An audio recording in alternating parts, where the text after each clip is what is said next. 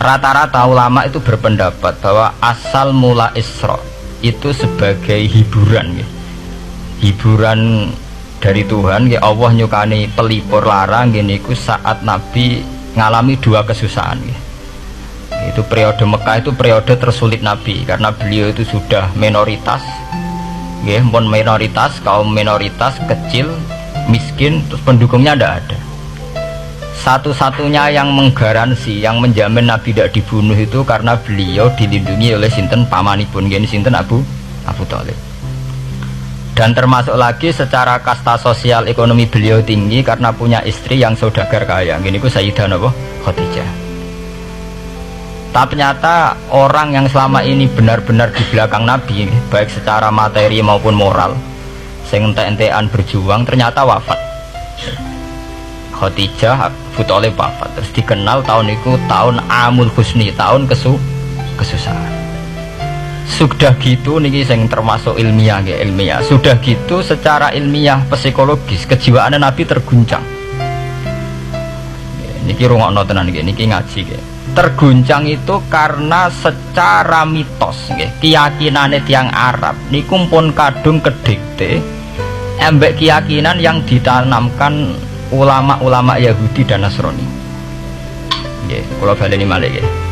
Kafir Mekah itu orang-orang bodoh, orang-orang enggak terpelajar. Mereka itu punya satu mitos, satu keyakinan yang ditanamkan oleh tokoh-tokoh intelektual Yahudi maupun Nasrani.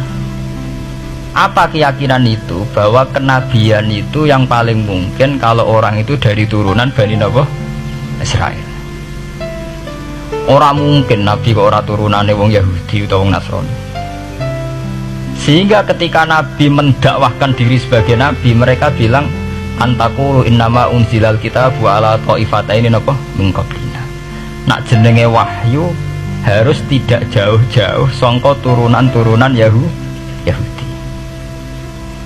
Sebab itu banyak cerita di Quran, cerita konsultasi tiang kafir Mekah pada tokoh-tokoh Yahudi. Setelah konsultasi ya disesatkan. Orang mungkin Nabi kok nemu umiyin, pintu-pintu untuk apa? Wahyu. Podo-podo dadi Nabi rak kita, orang Muhammad. Ini kalau cerita sejarah. Sehingga saat Nabi ngaku Nabi, niku kayak sudah jadi mitos. Nabi itu tidak boleh jauh-jauh dari Palestina. Karena Nabi Ibrahim orang Palestina, Nabi Isa orang Palestina, Yahya Zakaria juga orang Palestina, Nabi Musa juga orang Palestina. Semuanya itu tidak jauh-jauh dari komunitas Baitul Aqsa. Ini ku masjid Baitul Maqdis dan Baitul Muqaddas. Lah itu wong kafir pinter, saking kepengen nyudekno Nabi Muhammad itu sampai Nabi mesti ning Palestina, ya mesti roh cerita-ceritane Nabi ning Palestina. Ya aku apa tau roh Palestina? Wah kok detail-detail. Nak kowe pancen roh iku pintu masjid ning Palestina Baitul Aqsa jumlahe piro? Terus madhepe ning ndi wae. Jadi bahwa Nabi ngeklaim diri sebagai Nabi yang bisa membaca malakutas samawati, baca alam-alam gaib. Niku dites nak iso tenan saiki aku takok jumlahe pintu Baitul Maqdis piro. Nah, niki peringatan kangge santri-santri bahwa semua nabi itu di luar dites fisik. Artinya zaman Nabi sholat ning masjid kayak teletong unta terus disiksa Abu Jahal itu hanya ujian-ujian fisik. Tapi di luar itu sebetulnya Nabi juga mengalami ujian-ujian intelektual. Ya kayak cerita-cerita di hadis sahih, Nabi itu sering didatangi orang Yahudi ditanya, "Mat, saya punya 5 pertanyaan. Yang tahu itu hanya Nabi. Kalau kamu bisa jawab ya Nabi, kalau enggak ya tidak Nabi." Termasuk takokane, apa pertama yang dimakan ahli jannah saat masuk surga? Terus kok aneh-aneh. Terus kenapa anak itu kok kadang mirip bapaknya, mirip ibunya? So tak kok aneh-aneh. Dan itu berlanjut terus sampai Nabi di periode Madinah.